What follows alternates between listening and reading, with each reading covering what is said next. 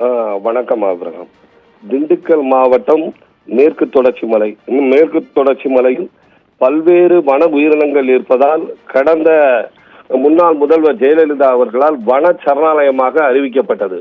இங்கு கன்னிவாடி பகுதியிலிருந்து கேரளா பார்டர் வரை பூண்டி கிளாவரை வரை அனைத்தும் மலைகள் சூழ்ந்த பகுதியாகும்.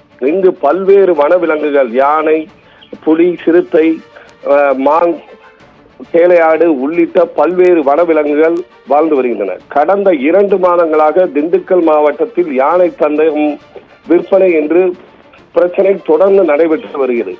கடந்த 15/6/2024 அன்று மதுரை தமிழ்நாடு வன உயிரின குற்ற தடுப்பு பிரிவு வனத்துறை அதிகாரிகளால் கன்னிவாடி பகுதியில் யானை தந்தத்தை 1 கோடி ரூபாய்க்கு விற்பனை செய்ய முயன்ற கன்னிவாடி பகுதியைச் சேர்ந்த சோமசுந்தரம் என்பவர் கைது செய்யப்பட்டார். அதேபோல் பழனி மற்றும் பண்ணைக்காடு பகுதிகளில் 2 கைது செய்யப்பட்டனர். அவர்களிடமிருந்து யானை தந்தம் கைப்பற்றப்பட்டது.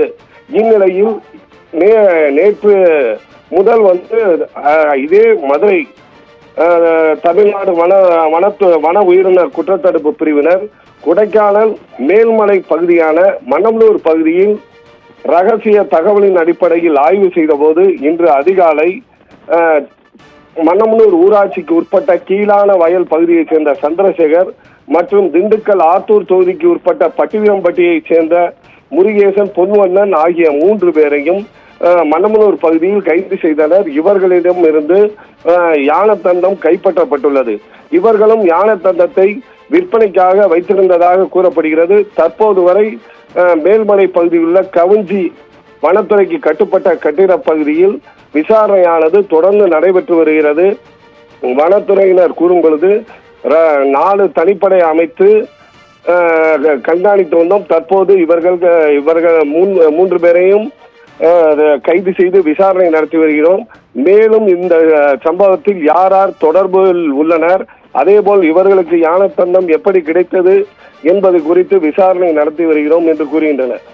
ஆனால் திண்டுக்கல் மாவட்டத்தில் திண்டுக்கல் வன கோட்டம் உள்ளது, மாவட்ட வனக்கோட்டம். அதேபோல் கொடைக்கானல் தனி மாவட்ட வனக்கோட்டமாக செயல்பட்டு வருகிறது. இங்கு பல்வேறு வன உயிரினங்கள் இருக்கும் பொழுது அதேபோல் வனத்துறை அதிகாரிகள் தொடர்ந்து ஆய்வில் மேற்கொண்டு வரும் பொழுது இவர்களுக்கு எங்கிருந்து யானை தந்தம் வந்தது, பழனியில் பிடிக்கும் பொழுது அவர்களும் பழனி அடிவார பகுதியில் இறந்து கிடந்த யானையிலிருந்து தந்தத்தை எடுத்ததாக கூறியிருந்தனர். தற்போது இவர்கள் என்ன சொல்ல போகிறார்கள், அருகில் உள்ள கேரளாவிலிருந்து யானை தந்தத்தை கொண்டு வந்தார்களா, இப்படி பல்வேறு கோணங்களில் சமூக ஆர்வலர்கள் கேள்வி எழுப்புகின்றனர். தொடர்ந்து திண்டுக்கல் மாவட்டத்தில் 2வது முறையாக யானை தந்தம் விற்பனை, அதேபோல் யானை தந்தத்தை கைப்பற்றியது வன ஆர்வலரிடையே அதிர்ச்சியை ஏற்படுத்தியுள்ளது. வனத்துறை அதிகாரிகள் மெத்தன போக்கு காரணமாக யானை தந்தம் விற்பனை நடைபெறுகிறாய் என்ற கேள்விக்குறியும் உள்ளாகியுள்ளது. ஆபிரகாம்.